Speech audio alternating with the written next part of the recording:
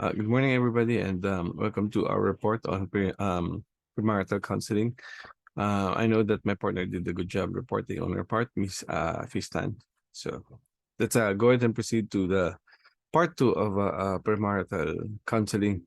I will take you through the process that I normally go through, at least when we conduct uh, premarital counseling or marriage counseling. So normally, well, this is basically the process that I go through or that we go through when we do the actual premarital counseling or marriage counseling. So to date, I think we have about 12 inaanaks or sa kasal. And we praise the Lord for all of them. So I actually have created a group chat where they all can be a member of it, so we can just regularly check on them and just be updated on what's happening with them. So here's the process that we normally go through when we do marriage counseling. Of course, let me just break down the parts that we broken it down to, so it is easier to classify what we're talking about. The first part is getting to know you part, and then what to expect. Two become one, move out.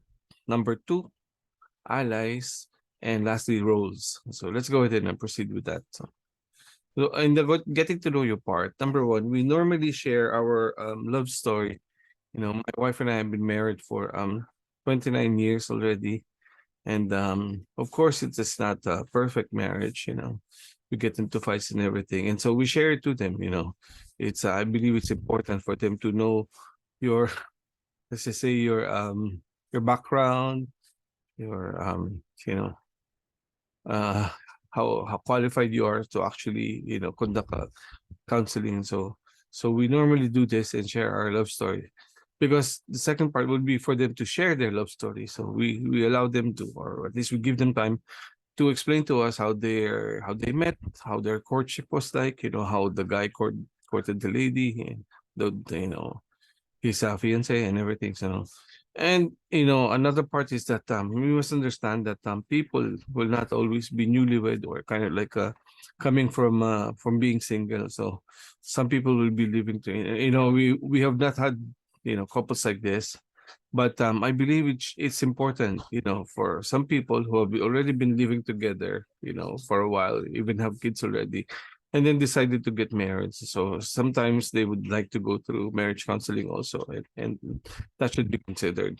Or for others who used to be married or was a single or is a single parent, and I believe that it's equally important to actually know this and consider this when talking to them, when conducting premarital counseling.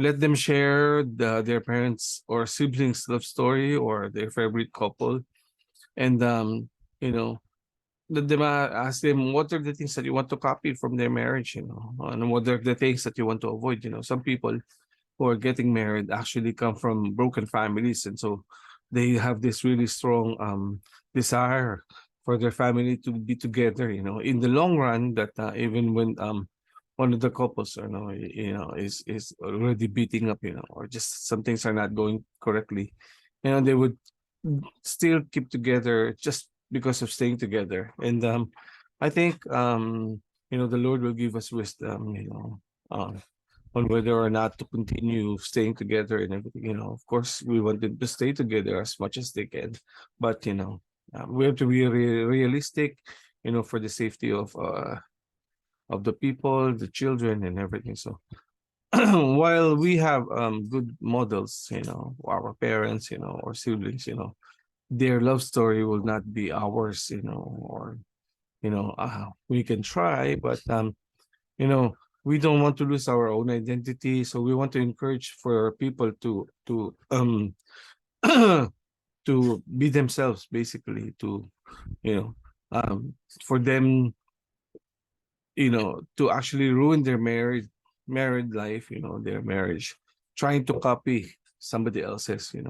So of course, we want to, for every couple has their own styles of parenting styles of getting married and everything, of staying together. And so let's encourage that. No, let's I believe the idea is to get the strong points of each other, and cultivate that, and for those that we cannot, you know we are not so happy about, and then we can work around it, kind of like uh make a compromise or something like that. Next is what to expect. Of course, if we are dating, they're dating, but they are not planning on getting married, then where is the relationship headed now? Of course, as we ask them, that of course, you date because you want to get married someday, and that's the whole point, of getting married. I don't think it's just, we're dating for companionship. If we are, then, how long, for how long? And I don't think it would be fair for the other person if we're just dating for companionship. I believe that our relationship, so our goal at least, is to get married, someday, at least somewhere along the way. Oh. However, if they have decided to get married, which they have, because of this counseling, let's ask them, why do you want to get married? Or, you know, what do you expect when you get married? Sometimes the girl marries the boys, expecting him to change, his attitudes, the way he dresses, and many things about it. And then the boy marries the girl, expecting she will not change, at least her figure, or the way she looks, physically. Well, if we are expecting that, then we are going to be disappointed, because the boys, will not change eventually, maybe, probably, maybe a little bit, but and the girls will change physically. So immediately, let's try to lay down the expectations that we have from our partner. When we get married, these are my expectations from you, and then we can, like, and you have to expect a whole lot of adjustment from both parts. For example, just, the old myth of just, how you press the toothpaste, tube and everything, where, the good thing about it is that people in marketing already worked on it by using plastic toothpaste tubes and everything. So expect, what are your expectations? Lay it down. That's what do you think will happen when you get married? And everything. Of course, when they finally move in together, these are the many times that they will see the first times. I didn't know that you wear your socks this way. And everything. So it'd be nice for them to lay down, their expectations. The two will become one. In Matthew 19:46, Jesus answered, "Have you not read that from the beginning the Creator made them male and female, and said, for this reason a man will leave his father and mother and be united to his wife, and the two will become one flesh. So they are no longer two, but one flesh. Therefore, what God has joined together, let man not separate." So we do this exercise wherein we get, like, probably like 2 inches or to 3 inches of duct tape, and just stick them together. So stick them together really hard, and then you try to pull them apart, and then you'd see that one or two, or one or both of the duct tapes will actually get damaged. So it's simply because what God has joined together. God did not intend to separate. And this is what happens. We cannot separate from our partner, from our spouse, without damaging the other. So again, from the saying of the old people, ang kasal ay hindi parang kanin na mainit na kapag napaso, pwede mong iluwa na. No, you cannot do that. If you eat rice and you get burned, you can just spit it out. No, that's not the way that marriage is designed. What else? When we are joined together, again, we cannot separate without severely damaging the other. This is one of the reasons we discourage one one of them working as an OFW after their marriage.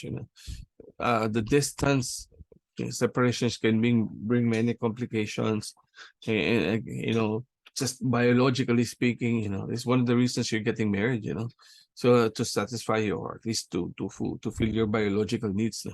So if you are separated physically, then how can you have intimate moments? How can you have uh, uh com- um, you know be satisfied biologically, or how can you feel these needs? So that's one of the reasons that we want to get married, is to get together, is to stay together.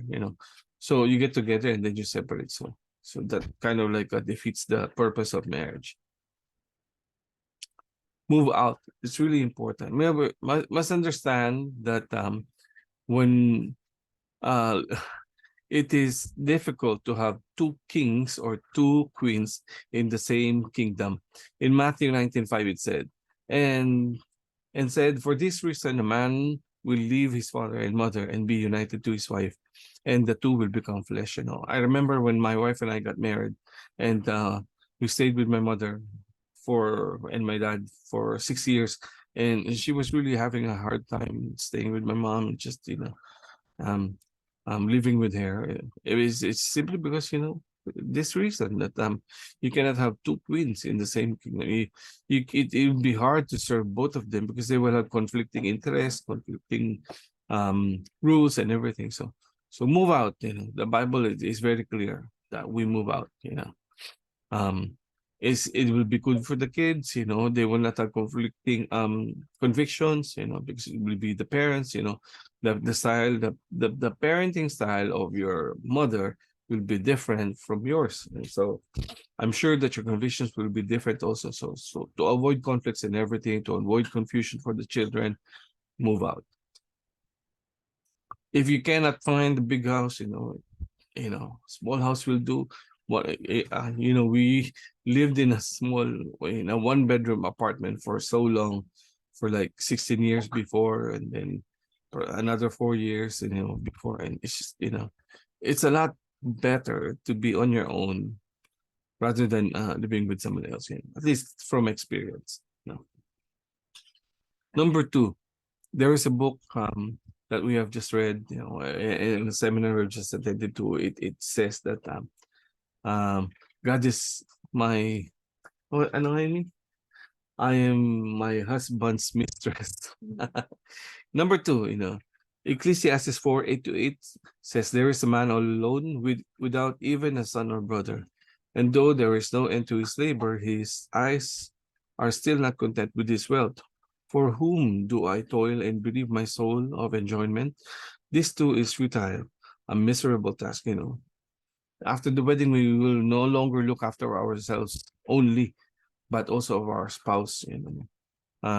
Everything becomes conjugal, and everything becomes the property of the both of you, and taking care of our spouse becomes our priority, second to God. Um. Uh. Number two, because uh our spouse takes the second position to God. And that we will have to take care of her, take care of them, and make sure that we actually do not put anything else above her. So again, second to God. Number two, um that we actually, to a point that our spouse may even rival with God. But then again, this should not happen. Our God should be first place, and then our spouse second. So just simply saying that our spouse is very important, and should be very important, should be treated very important. Our spouse is our ally. In Ecclesiastes 4:9-12, it says, two are better than one because they have a good return for their labor. For one falls down, his companion can lift him up, but pity the one who falls without another to help him up. Again, if two lie down together, they will keep warm, but how can one keep warm alone? And though one may be overpowered, two can resist. Moreover, a cord of 3 cents is not quickly broken. God should be the center of our marriage. This, That's why it's called the cord of three strands. So you have you, your wife, and then God is the third strand. So our marriage practically should be, concentrated on the Lord. It should honor God. It should bring glory to His name. Again, our spouse is our partner, not our maid, our house help, or driver. He or she is our ally. So she will help us, with the things that we need, and but she is not our maid. So she is our partner. So in times of trouble, in times of calamity, our the role of the husband and the role of the wife is to just complement, support, and just be the refuge probably uh, of the spouse. It's really important that we are practically equal. Okay, so when we get married, we're equal. Okay, the part two of the process. So, communication is very vital for every couple. There's a book, or even here is a link to it, called the love language. And you know, it is not very uncommon for husband and wives to have different love languages. Mine is receiving or giving gifts, and so therefore, it is natural for me to give gifts to my wife and to my kids. But my wife's love language is service, and so she practically loves it or appreciates it when I do something for her physically. And uh, one of the I wrote something a long time ago. I called it I love cleaning the bathroom, wherein I talked about just cleaning the bathroom simply because I love my wife. Of course, I hate cleaning the bathrooms, but if this is the way that you show your love to your wife, to your spouse, you have to meet your spouse's love language. Find out what it is. Find out what your spouse's love language is and meet it. You have to be intentional. You have to actually go out of your way in doing this, and just this is to show how much you love your spouse. Love is give and take. It's not always just taking all the time. Sabi nga ng VST, ang isang pag-ibig ay parang lansangan na pangdalawahan. Kaya't sa awing awit, tayo ay magbigayan. So let us give and take. To my foreigner classmates, if you want the link to the song, there you go. So, all right. Lastly, the roles of the husbands and wives. So, wives, submit yourselves to your own husbands as you do to the Lord. For the husband is the head of the wife, as Christ is the head of the church, his body, of which he is the Savior. Now, as the church submits to Christ, so also wives should submit to their husbands in everything. Ephesians 5:22-24. So what does the verse clearly say? It's telling the wives to submit to their husband, their own husband, not just to any husband, but to their own husband. It is not common for wives to submit to somebody, so it will be really hard. So let's just try and go about it, and see what we can find out. So number one, who is the husband? The husband is the head of the wife, which is the body, as Christ is the head of the church. So what is the function of the head? We'll find that out. The head determines the direction of the body. The head thinks for the body. What the head thinks, the body does. Without the head, the body cannot survive. So the husband is the head, of the woman, of the wives. So the husband should submit. Sorry, just as the wife submits to his husband, exactly the way that the church submits to Christ, our Savior. Again, the husband is the spiritual leader of the family, so it should be that the husband has really spiritually mature, and you know. But if he is not, then the wife can help him out. So let's see. It is natural for wives to submit to their husbands. Therefore, the husbands should do what they can for to make it easier for the wife to submit to him, at least as painlessly as possible. And how do we do this? Um, Number one, what are the things that wives look for in a husband? So, number one, no, ang mga tatay ang haligi ng tahanan. The husband are the pillars of the household, of the home. Um, this means that the husband should support the household. And how does to do this? By providing at least the three basic needs that the family needs, food, shelter, and clothing. So for food, before buying something else, buying something that you really want, have to make sure, my wife and I made a rule that before I can buy anything that I want, I have to be sure that we have food on the table. Dapat meron nakahain na pagkain sa table. That before you buy anything else, you have to consider first, that do we still have anything to eat? Will we not hunger? Oh, okay, then go ahead. If not, then we don't buy. Shelter, meaning we pay the rent, the bills, and the other utilities. Um, the husband again has to make sure that we have roof over their heads. And I mean this literally.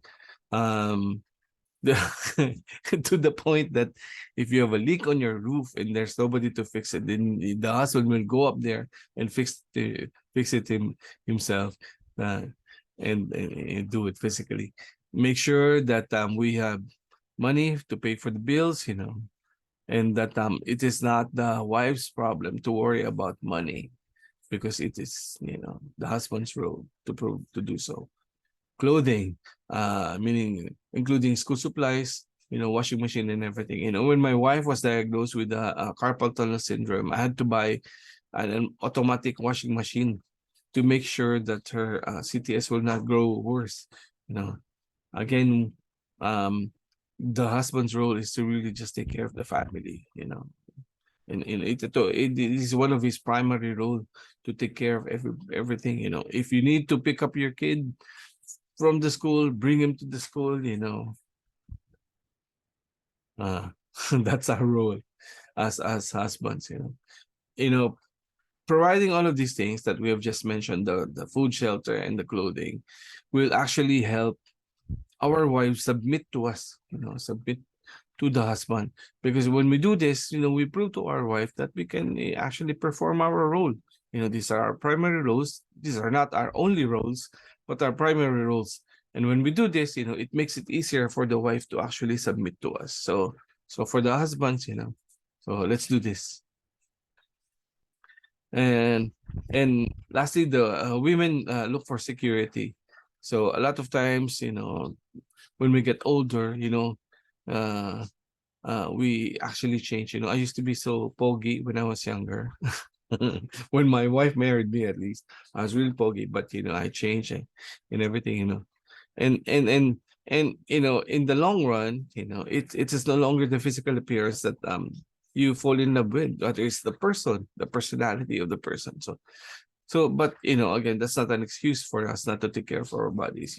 However, when we provide all of what we have mentioned, it provides security for our wives, and it helps them, to really just trust us, and to it's easier for them to submit to us. Um, my wife loves to be cuddled, baby, inalagaan, siya. So, just take care of our wives. Do not hurt them, physically and emotionally. I really despise people or husbands who hurt their wives, and they should go to jail. But then on the other hand, maybe we also should give our wives some time of their own. If they can go to do their own stuff, to leave them in Quiapo, leave them in the market, let us not be overprotective, that they become hopeless or helpless without us, too dependent on us. Make them let them know that they can actually take care of themselves also, by letting them do their stuff, have them go to a girls' night out, a girls' a coffee night or even a reunion, high school reunion, even if nandun yung mga dati mong karibal. So, so it's really important to do that also. Husbands, love your wives just as Christ loved the church and gave himself up for her to make her holy, cleansing her by the washing with water through the word, and to present her to himself as a radiant church without stain or wrinkle or any other blemish, but holy and blameless. In the same way, husbands ought to love their wives as their own bodies. He who loves his wife loves himself. After all, no one ever hated their own body, but they feed and care for their body, just as Christ does the church, for we are members of his body. For this reason, a man will leave his father and mother and be united to his wife, and the two will become one flesh. So again, what the verse say, husbands, love your wives, just like Christ loved the church, love your wife just as you love yourself, Of course, you will not do something to yourself that will not hurt you. So will you spunk yourself? Will you, sasapakin mo ba sarili mo? Of course you won't. So don't do that. Again, so who is the wife? She is our partner. She is our ally, our helper. It is natural for a man to love himself. No, kaya nga sabi ni God, no, love your wives as your own body. So, meaning we take care, the same reason that we take care of ourselves is the same treatment that we will treat our wife. So, kung bibili ka ng bagong relo o sapatos, yun na nga, no, dapat meron ding si wife mo para walang away. So, take care of your wife. So, wives, here are the things that you can do for your husband to love you. So, kanina, meron tayong tips on how the husbands can make it easier for their wives to submit to them. Ito naman, for the wives, what you can do for the husband to love you. Ito na, men are basically insecure. No, talaga tayong laging may pissing contest kahit saan tayo mapunta. So, again, what the wives can do is just boost our security. Ang mga lalaki po, mga husbands need cheerleaders. So even if we're doing a bad thing, just keep on cheering him, and it will help. Even if the table is crooked, the painting is the posters on the walls, just support your husband. When he tells a joke, laugh at it, even if it's not so funny anymore, even if it's like the 10th time you heard it, just, support your husband. Be pretty for your husband. We had an aunt, or at least a model couple that we follow. And when we ask, why do you stay pretty? Wow. And she just simply said, I I make myself beautiful for my husband. And that's what she says, and it just stuck to us. So wives, keep yourselves pretty, physically, do not be losyang. When my wife gave birth to our second son, and then my aunt says, why are you making yourself losyang, or like looking really old and everything? We shouldn't do that. Wives don't do that. It's not that we want a trophy wife, but you know, um, uh, it is an option practically that we can do to spice up the marriage. For our wives, when we come home from work, or from ministry, and or when you're even presenting your wife to other people, it just gives you pride, the husband pride. Okay, provide comfort. And I mean this in many things. Not just when you're feeling down, when you're um depressed or frustrated and everything. Comfort comes in many ways, and that's one thing. Another thing would be when you know you're when I'm actually preparing for a message, and then I need to clear my mind. My wife gives me comfort, in intimate ways, because it clears my mind. It just helps me focus on the message that the Lord is giving. So that's one thing, and many other things. Um, that, like, again, Husbands need comfort that only his wife can give, physically or emotionally. There's a saying that goes, behind every successful man is a woman, and that is true. Actually, my wife, from another couple, um, we have learned that our wives are actually our Holy Spirit. But excuse me to the real Holy Spirit, but our husbands are very good. Sorry, our wives can be a very good source of conviction. There are many things that they see that we don't. And so there are very good counsel. Actually, they have really good suggestions. And so we should also consider our wives and what they have to say. Okay, and then finally some reminders for married couples. Pick your fights. Don't fight over petty stuff. I read somewhere that there should not be yelling in the house unless there is a fire. So it will be different for my wife and I. We are musicians, therefore it's normal for us to raise our voices. But at some point you have to really tone down. Husbands should always be behind his wife. Husband should be the number one supporter of his wife. My wife would normally say something like, "What would I do without you?" Even if it's just fixing her phone, or like reaching for something and everything. It is how that pops our ego as husbands. And we should always strive ways, find ways how to support our wife. We should always be behind our wife, especially when we're outside. Especially when we're outside. Always support our wife. Yeah. Don't stop the courtship after the wedding. It should not stop. We should continue being sweet, buying flowers, chocolates, and everything. Taking her to a good date, to a good restaurant or something. Just spending time with her. I have this this strange advice that you fight in order to make up. That whenever you fight, you don't think about splitting up. You don't think about ending it with you sleeping in another friend's house, in a friend's house. Rather you fight because you have to make up. You know, fight in a way that you will have to reconcile. So, make sure that your fight, there will be fights that actually will not be resolved in a single day, but resolve every fight, as soon as possible. Um, for me, this is important that our spouse comes first before our kids. Of course, we love our kids, but our spouse comes first.